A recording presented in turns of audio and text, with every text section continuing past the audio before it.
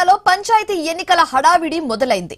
గ్రామాల్లో సర్పంచ్, వార్డ్ సభ్యుల స్థానాలకు పోటీ చేయడానికి నేతలు ఉత్సాహంగా ఉన్నారు.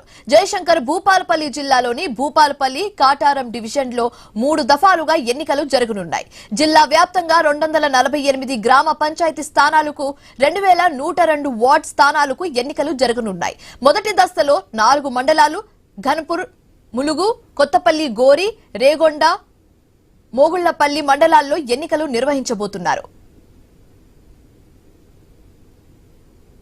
అలాగే రెండో దశలో చిట్యాల, టేకులమట్ల, భూపాలపల్లి, పలిమేల మండలాల్లో ఎన్నికలు నిర్వహించబోతున్నారు. మూడో దశలో కాటారం డివిజన్లోని మల్వార్ రావు, మహాదేవ్పూర్, మహాముత్తారం, కాటారం మండలాల్లో ఎన్నికలు నిర్వహిస్తున్నారు.